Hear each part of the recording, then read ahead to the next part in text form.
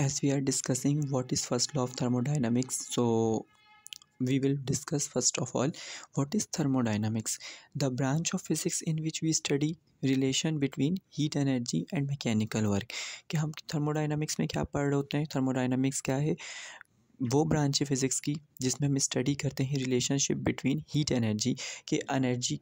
Heat energy क्या होती है, मिसाल के तौर पे आपने इस बात से ये चीज़ समझ ली होगी कि मैं थर्मोकेमिस्ट्री की बात जो कर रहा हूँ वो बेसिकली तौर पे क्या है कि एक्सोथर्मिक है या एंडोथर्मिक है। मिसाल के तौर पे अपने अंदर कुछ पुट करके कुछ चीज़ जनरेट कर रही है, अपने अंदर से कोई चीज़ एक्सक्रीट कर रही है। और मैकेनिकल वर्क मतलब आपको वर्क होता हुआ नज़र आ रहा है आइदर इन इस सेंस के वो चीज़ जो है वो लिक्विड से सॉलिड बन रही है, या इस चीज़ के कोल से जो है वो आप देख सकते हैं फ्यूम्स पास हो रही है। तो ये दोनों किस सेंस में आ जाएंगे, थर्मोडाइनमिक्स के सेंस में आ जाएंगे। तो सबसे पहले ये डेफिनेशन है थर्मोडाइनमिक्स की।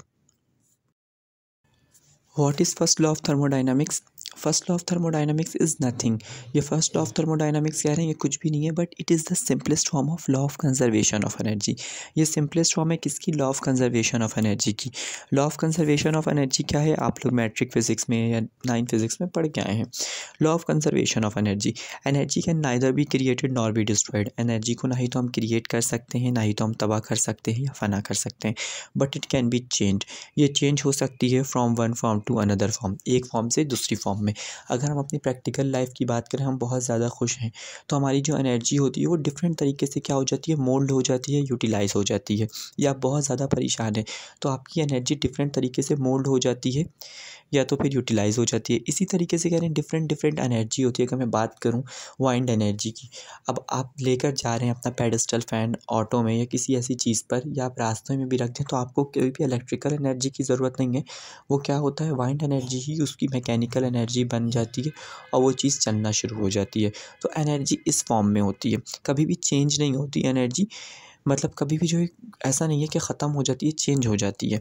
अब क्या कह रहे हैं, इट मीन्स डैट, इसकी क्या मीनिंग है कि total amount of energy of system, कि टोटल अमाउंट जो भी होगा एनर्जी का आपके सिस्टम में या सराउंडिंग में ऑलवेज़ भी कांस्टेंट, हमेशा कांस्टेंट रहेगा। And it change is always भी ज़ीरो, और उसका चेंज जो होगा हमेशा ज़ीरो होगा। मैथमेटिकली एनर्जी ऑफ सिस्टम हमने किया और एनर्जी ऑफ सराउंडिंग किया तो किसके बराबर आ गया, ज़ीरो के बराबर आ गया। तो हमने क्या कह दिया, जो सिस्टम की एनर्जी होगी और सराउंडिंग की एनर्जी होगी वो सेम होगी। मिसाल के तौर पे अगर मैं कंटेनर के बाहर का पार्ट छूटा हूँ तो वो उतना ही गर्म होगा जितना अंदर जाकर लिक्विड गर्म होगा। हाँ, फिर आपने प्रेशर वगैरह लिक्विड वगैरह की डिफरेंट प्रॉपर्टीज़ पढ़ी हुई है कि उनके साइज़ ऑफ मॉलिक्यूल्स क्या होते हैं, इंट्रामॉलिक्यूलर फोर्स क्या होता है, इंटरमॉलिक्यूलर फोर्स होता है क्या होता है, but we are talking about initial level. तो वहाँ पे वो चीज़ें क्या होंगी, सेम ही रहेंगी। तो first of law of thermodynamics क्या था, कुछ भी नहीं है, it is the simplest form of law of conservation of energy कि energy can neither be created nor be destroyed. और इस बिहाफ में हमने बात की कि टोटल एनर्जी जो सिस्टम की होगी और सराउंडिंग की होगी वो एक बराबर होगी। अभी हमारे पास एक्सप्लेनेशन है to obtain first law of thermodynamics, कि आप फर्स्ट लॉ ऑफ थर्मोडाइनमिक्स को किस तरीके से ऑब्जर्व करते हैं, किस तरीके से ऑब्टेन करते हैं। Consider an ideal system. First of all ideal system क्या होती है, जिसकी एफिशिएंसी 100% हो, मतलब 1 हो, उसमें कोई भी काम ग्लिच ना हो। लेकिन ऐसा सिस्टम हमारे पास है नहीं। In which an ideal gas is enclosed, जिसमें एक आइडियल गैस को इनक्लोज करें, जो अपने आप को मोल्ड करवाना, जो अपने आप को यूटिलाइज़ करवाना, जिस पर जितने जितने फैक्टर्स अप्लाई हो सकते हैं वो हो सकें। And an ideal piston is fitted, और एक आइडियल पिस्टन को फिट किया जाए जिसके अंदर से फ्यूम्स, जिसके अंदर से एशेज़, जिसके अंदर से और कोई चीज़ें निकल ना सके। अगर वो क्लोज सिस्टम है तो बस क्लोज ही सिस्टम रहे। Is fitted, initially its internal energy is even, उसकी इंटरनल एनर्जी क्या होगी, ईवन होगी, ठीक है। When its volume and height are V1 and H1, volume और हाइट क्या है, जो उसका डिस्टेंस बन रहा है। वॉल्यूम क्या है कि उसकी कितनी कैपेसिटी है कि हम यहाँ तक उसको कर सकते हैं और यहाँ तक उसको फिल नहीं कर सकते। If we supply some amount of heat, अगर आप सम अमाउंट ऑफ हीट इसको देते हैं, आपने डायग्राम देखी होगी, सम अमाउंट ऑफ हीट में आपको क्यों नज़र आ रहा है, आप कुछ अमाउंट देते हैं हीट की, तो फिर क्या होता है, its internal energy increases from E1 to E2। मिसाल के तौर पे आप अपने घर पर भी अंडा बॉयल कर रहे हैं, तो अगर आप उसको इसी तरीके से रख देंगे तो वो कभी बॉयल नहीं होगा, क्योंकि इसकी एनर्जी अभी E1 है जो कि ज़ीरो है।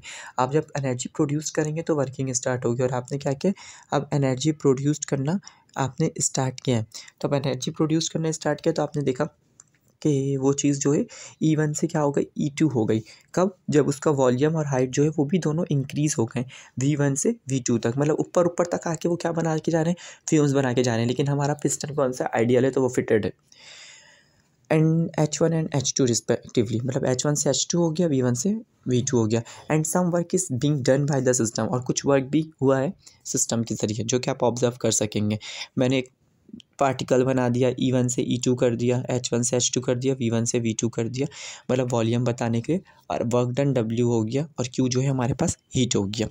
फिर मैंने लिखा है above expression is the mathematical definition of law of conservation of energy. ये जो एक्सप्रेशन है ये मैथमेटिकल डेफिनेशन है।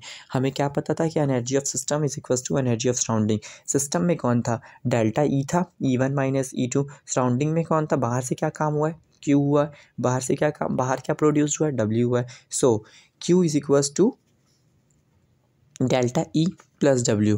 ये हमेशा याद रखेंगे, फॉर्म होती है ना हमारे पास कि Q is equals to delta E plus W क्या है हमारे पास, first law of conservation of energy है।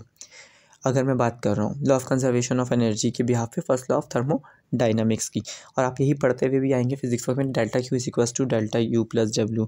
जो में आप कुछ और पढ़ लेंगे, ठीक है।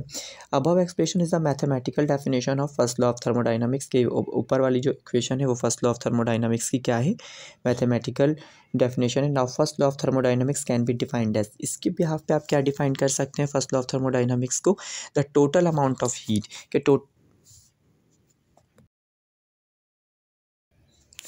The total amount of heat absorb by a system. ये जो टोटल अमाउंट हीट होती है, एब्जॉर्ब करती है कोई भी सिस्टम, उसको एब्जॉर्ब करता है, is equal to the internal change. Is equal किसके है, is equal to internal change के है और वर्क डन के है।